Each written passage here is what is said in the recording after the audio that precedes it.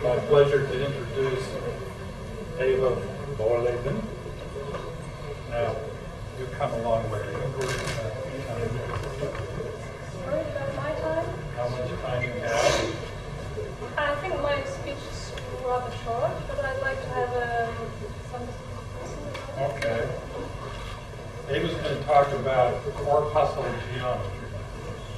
And I think we can all agree that she can take as much time as she likes, because I can see that you don't have only a finite number of corpuscles.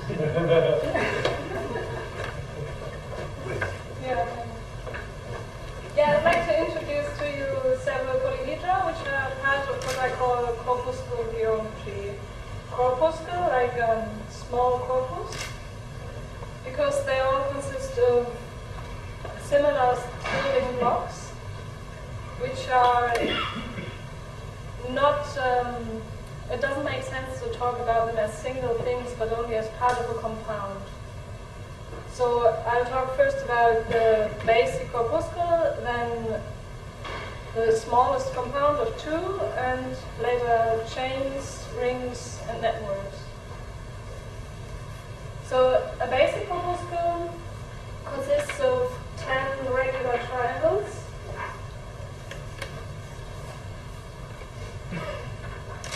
Building a pentagonal dichromy. So there's 5 on the top, 5 on the bottom, and they go together, like you see right here. And then there's a cut in between two of its segments, so the shape can change its shape from the enclosed volume down to the flat two-dimensional hexagonal structure. And during this motion, there's this gap, I call it a mouth, arising. And in this mouth, I can insert a second corpuscle to obtain a unity. And the flexibility, which here is correct, because it's just hinged, yeah? Now it comes into some mathematical incorrectness. I can still do this to this, yeah? Could you turn the transparency? Is it wrong? Okay. I think on these it doesn't matter, there's not a lot of text on it. But yeah, you're right.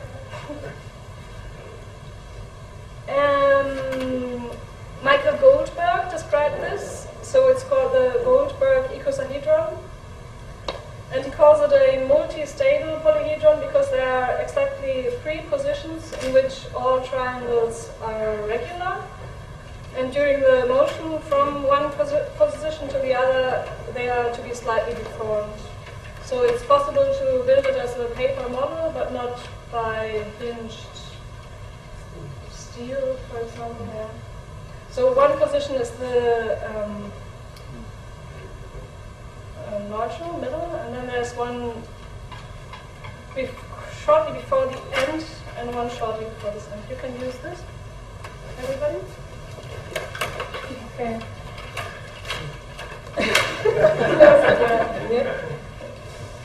Then the next step is to open up the corpuscle, take apart one of the segments to obtain a second mouth, and insert more corpuscles and get a chain.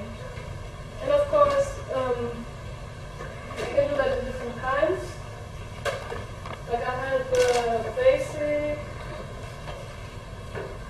corpuscle with 5 for the Goldberg icosahedron, then I can make a straight chain corpuscle, I can make a smoothly curved corpuscle, and I can make a narrow curved corpuscle. And these two are, of course, right-handed and left-handed. Yeah? So when I use the straight type, of course, I get a straight chain. Here I used a smooth curved corpuscle with the same orientation. I get a helical chain. And when I alter right-handed and left-handed curved chains, curved corpuscles, I get to a curved chain. And basically I can make chains the way I want. I don't know, write names or whatever. I like to narrow, I like to focus. That's why I decided to focus my research basically on corpuscles with a smooth curve. So these 1-3 type. Also because I think they generate the most beautiful chains. And we now come to some second impreciseity.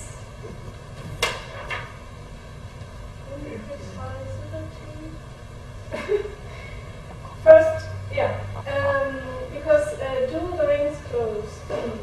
I don't know, maybe some mathematicians will tell me one day. But I have the notation like I'm like an ant crawling on the back of the bigger part, and then I say, okay, next corpuscle is the next bridge, the next bigger part comes left-handed or right-handed. So I have this ring of 8, which comes from right, left. It's just the most narrow curve I can go with the 1-3 type smooth curve. This one is the ring of 12. It goes right, left, right, left. Here I have a ring of 16.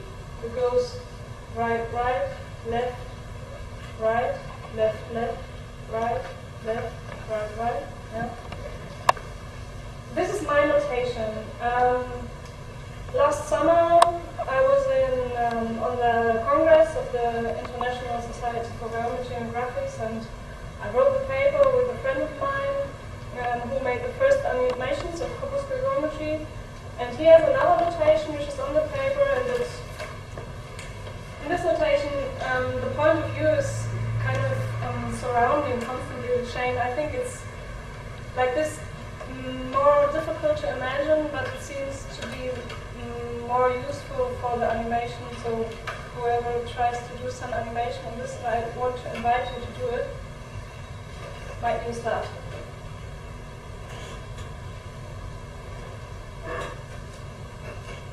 We've had today a few times this question of correctness, and also you said this, mathematicians say we don't care so much about reality. Yeah. And artists say, oh, we neither. But I think it's like two different kinds of reality, or two different points of view on that. Because I always have this discussion, like I have these objects and I talk about them with some mathematicians, and then they tell me, oh, this doesn't exist. I say, like, are you mad? I can bang your head with this? Yeah? Okay. Do you ever do that? No. It's just what we say about sculpturing. Because we work in material and this is what we love. It has some resistance. I have to bang on it and it bangs back to me. That's what we like. I like to make things stable. Like I can work with it. Also this, I can give it to everybody, and I make it in a way that nobody has the experience that he will break something. I think that is very important when you make any interactive model. It should be, it's difficult. It should be. Yeah, there are a few things to be said about this. Is it precise or is it not? Is it correct or is it not? Like the Puritans of us will regret that there are triangles distorted by closing the chain or by moving the chain. But this is about as sad as the fact that on a piano there is no pure interval realized apart from the octave. And artists accept this dirge of the tempo tuning since it opens up new possibilities in creativity and composition. And comparably, allow the imprecisely executed corpuscles for a variety of structures which theoretically may not exist. And on the other hand, this corpuscle geometry has a very, especially the one with a smooth curve, has a very strong relation to the purest geometry. Should I see here? Because we can look at the negative space, like negative space, which is the hole in here, and then you can see it on this model. When you look at the innermost edges, it's 6, and they linear like up and down, and you can imagine one point here and one point here, and you get a cube. Yeah? So the cube is part of the negative space here. So the ring of 12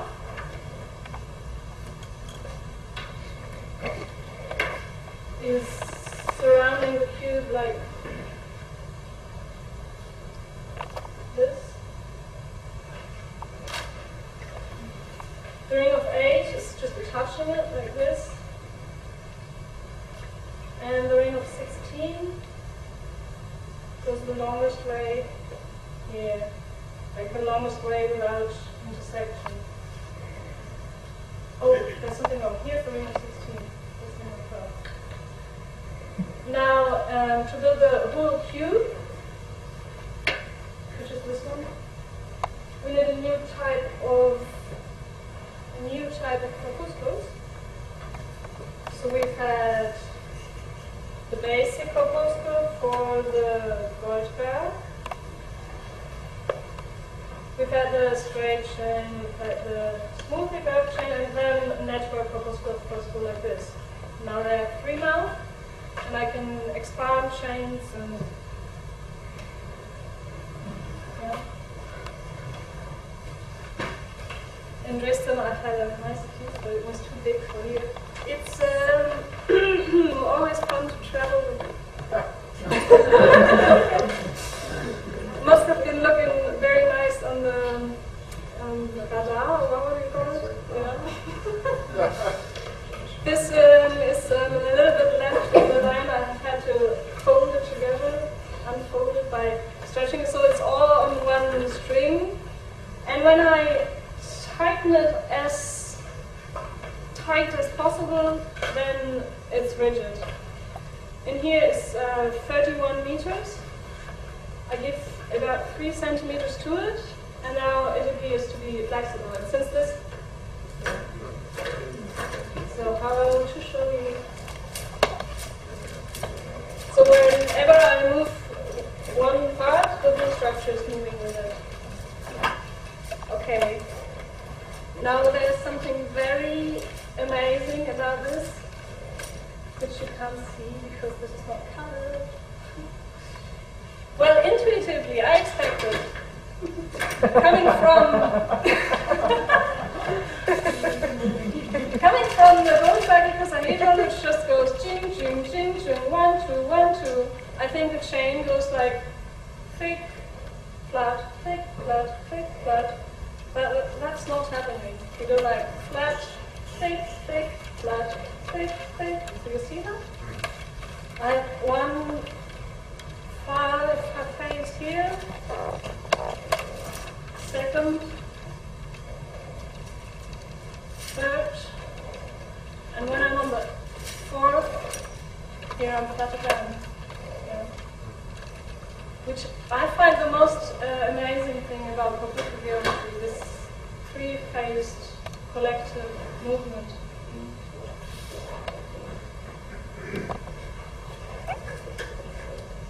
So that's why the ring of 8 is rigid, the ring of 16 is rigid, the ring of 12 is flexible.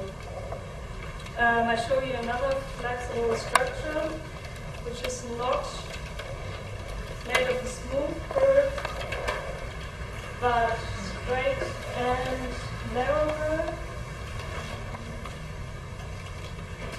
So like this, the ring of 6. It's also flexible. And it goes like sharp curve, straight, sharp, straight, sharp. It's not as beautiful as you can see, and it's not, it comes together to one point in the center, so I don't know, is this a polyhedron with a handle or without? Are you asking something? Are they absolutely flexible, or does it depend on being able to change the shape of triangles? But I'm working in what I call reality material. And material, as you said, even when theoretically everything is perfect, it goes its own way. I don't calculate it, I don't animate it, and I'd like you to answer this question.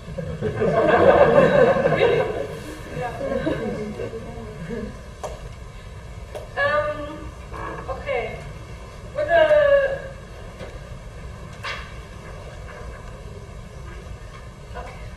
this is the cool cube, we said, yeah? Inside is the cube, and I have another better picture of it. This is like the same model from 4 views. The negative space is like a cube, and then you have square antiprisma on each face of the cube. So you see there is space inside, and then it's like the square is rotated to the outside. It's not so easy to be seen. I know, that's why I say, if you make a photograph, you won't see anything.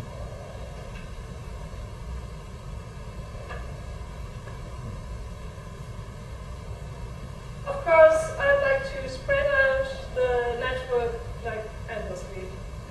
And intuitively, I think, okay, I have these bridges, I have these chain corpuscles here, so why not open here and just go further? But there's the cube inside, but it doesn't stuck like a cube as a whole thing. It's a little bit more difficult.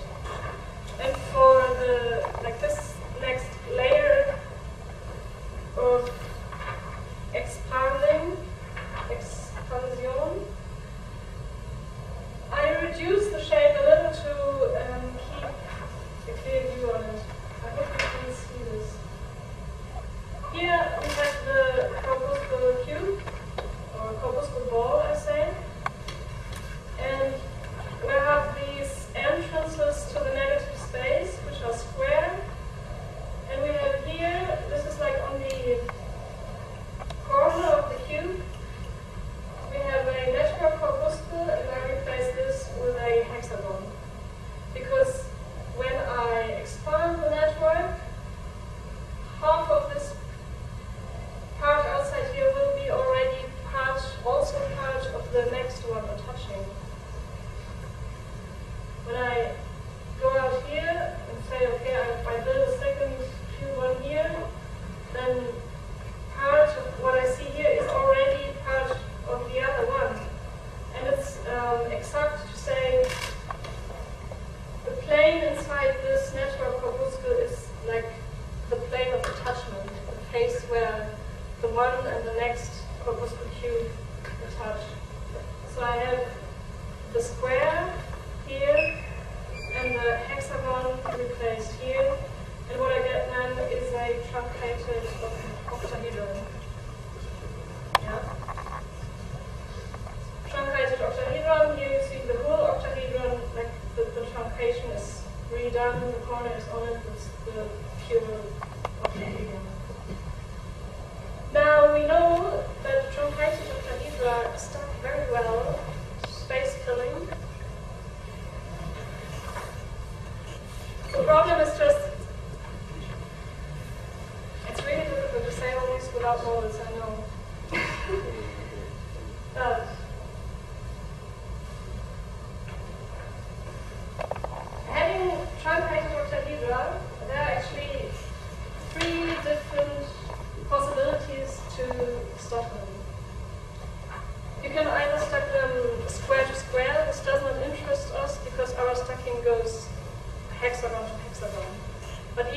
around the hexagon, we have two different possibilities. One is to go like this edge connects a square to a hexagon, and the other is one edge connects square to square. And the stacking like this generates this wonderful space-filling package, but it is not the intuitive way of just expanding, as we said. Just expanding, just taking apart and go further is comparable to this sort of stacking, and this is just like stacking octahedra. So I have to have a second layer of packaging to be thought of, to later on replace my octahedra, replace or decorate them with my corpuscle balls to get my space-filling network. And just to come to an end with this, the wonderful thing, about layers, and this is something we have been talking about today also sometimes.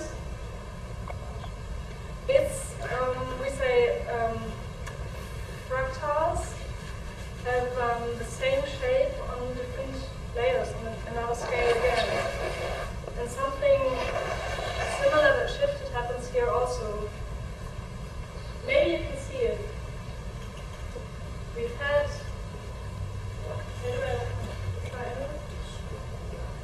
had the network corpuscles,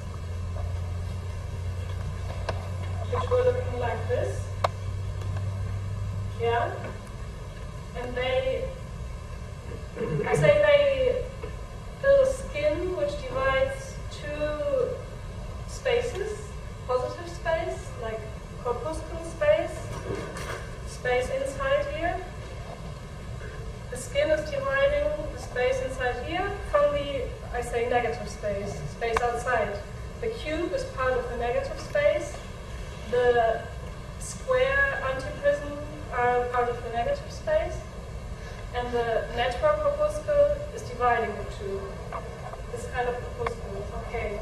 Now stacking octahedra in a way that they can be, in a way that this kind of packaging can be extended endlessly, is this sort, and it's also a skin dividing one space from another, but just like that. It's like another sort of corpuscle, network corpuscle with formal.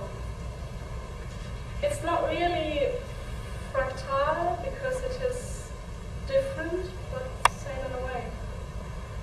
Okay. I think I'll stop here and ask you if you have any questions.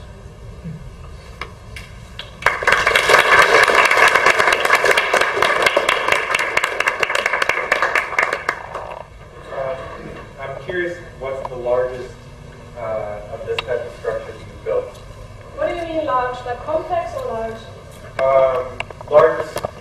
Largest segment size, I guess. Hold on.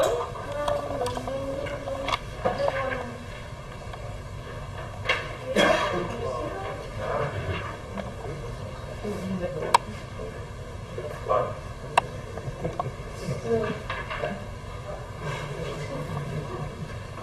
Yeah, that worked quite well. It was destroyed then, but it worked very well.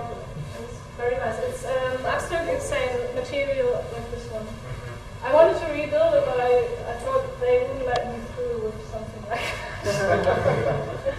I'm also curious how you've got that example where everything's open, you're only seeing the segments. And the one that you passed around has just the skin. It's almost the inverse. Do you have a preference between those two? How often do you build with the structure, and how often do you build with the skin? Well, I did one for the International Society conference in last summer, and also of this material with the wooden plates and the springs. And it was this size, and it has 3 colors, which is very nice to make everything visible. Then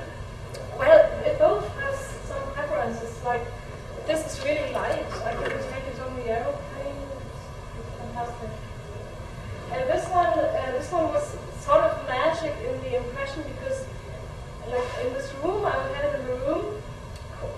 Big room this size, and you step inside, and you wouldn't see it.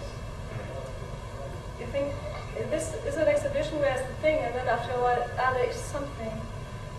It's very close to maths, maybe.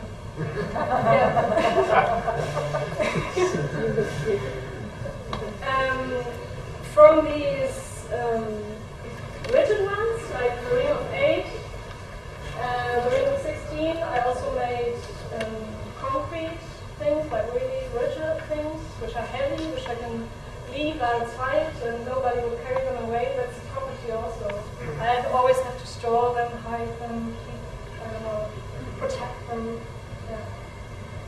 And this is another interesting thing, the corpuscle ball. It is containing the rigid rings, like it is rigid itself. And when I built this global structure and replace all the octahedra with corpuscle balls, then to make it flexible, I have to apart some of the corpuscles to get it going. Yeah. Yeah. Now, did you say you had one string through the whole thing? Yeah. How do you get it in there? Well, first I made a few drawings to think of it. My first aim was I would like to know if it is possible to like go on one circle. It's not possible. It is 2 circles. And then I have these eyes here. I have to be aware of in which direction it goes. Otherwise, they all, yeah. And the way, well, I know it. It goes. How do you get how do you get your string inside? Well, you see, this is a string. I just put it inside and go through. So you could use cables. Cables, yeah. And some, large pipes. Yeah, no problem. But this is like my old-fashioned style. I've done. It's the same material. Maybe this can come back. The duat there, which is made of these very, very practical things where you can just screw them into each other, and you get connections which are belastbar. How do you say? Stable? No, it's not stable. It is. You can rattle at it. It won't fall apart, but it's flexible. And I use this system a lot, but I know that when people see it, they're so mad about the system they don't really see the structure anymore. So I didn't do that. It's true. And then I say, okay, but it's only because of the strings. Yeah. Great for teaching kids polygons in the same area. It's really amazing. Like, Can everybody see what she's got here? They're, if you have a notebook and you cut out the wire. When you make snip them off. cube of it, it's just amazing to see in how many different kinds you can fold cubes. It's amazing that all this architecture doesn't fall apart. Really. As cubes are so unstable. Very convenient, very practical. Yeah. So on your last slide, you had a configuration of octahedra. Yeah. Were there 24 octahedra in that? 24 octahedra. I try to find it. Sorry. I'm thinking of this one. Yeah. No. I'm thinking of this one. Yeah. Here. That's the one I was looking at. Yeah. Yeah. I don't know how Well. many there are. How many? Well, this is the ring of 12. This is, well, you can't just stack octahedra space filling by them. Oh, Of course, yeah. Okay. But there are rings possible. There is space left in between, negative space, but you can make a ring of 8. It was a short corner here, back. Or the ring of 12, which is very nice and symmetrical. And here is actually polyhedra in the center, and then on every side there's another one. And I could take this and place it into the ring, and it would touch on these three sides, and then from here would be a ring of 8, here would be a ring of 8, here would be a ring of 8. And I can put one more in the ring of 8, and then I get the dense structure again.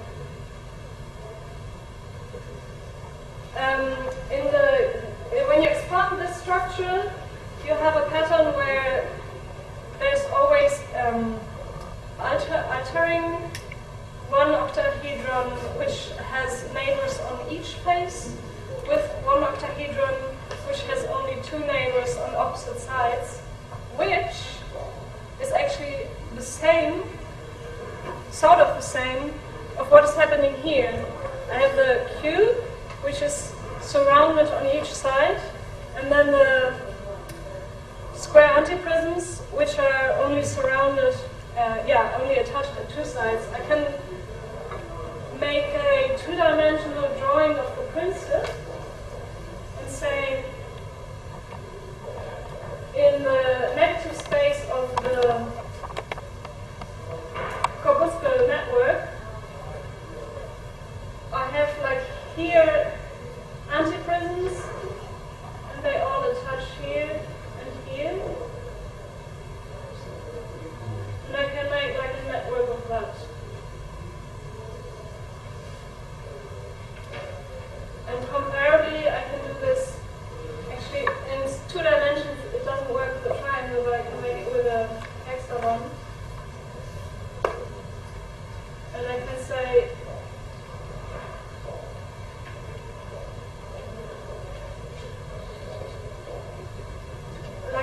so let's say this one attaches here and here, this one here and here, and then I get an overall pattern.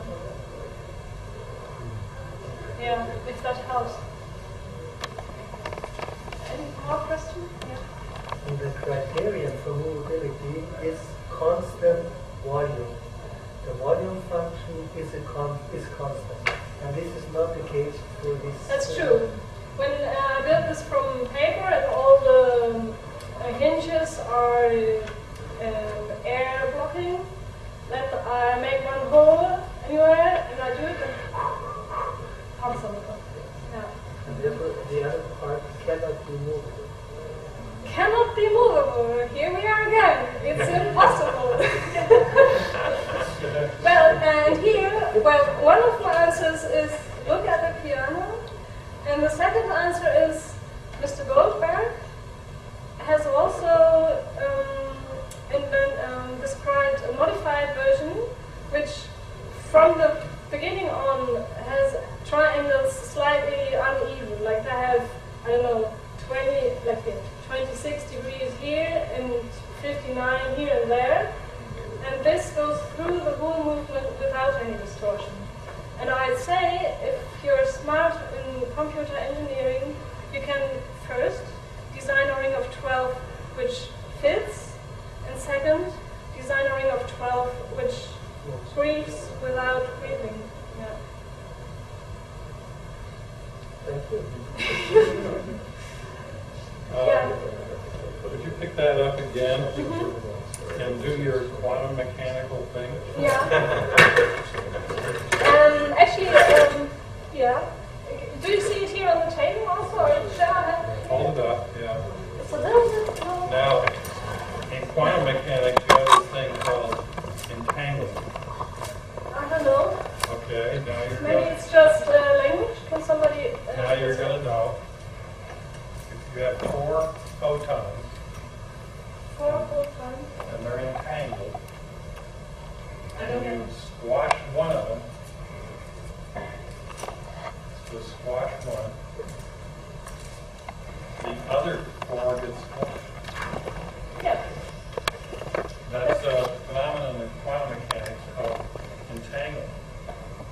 The position of one determines the position of the Well, other. As soon as you measure it. Right? it's not from no reason that I call it corpuscle geometry. But actually, I only have like, how do you say? I mean, I know that they exist. Well, think about this idea of entanglement. Entanglement, German? Entanglement. Well, Schrodinger invented this word.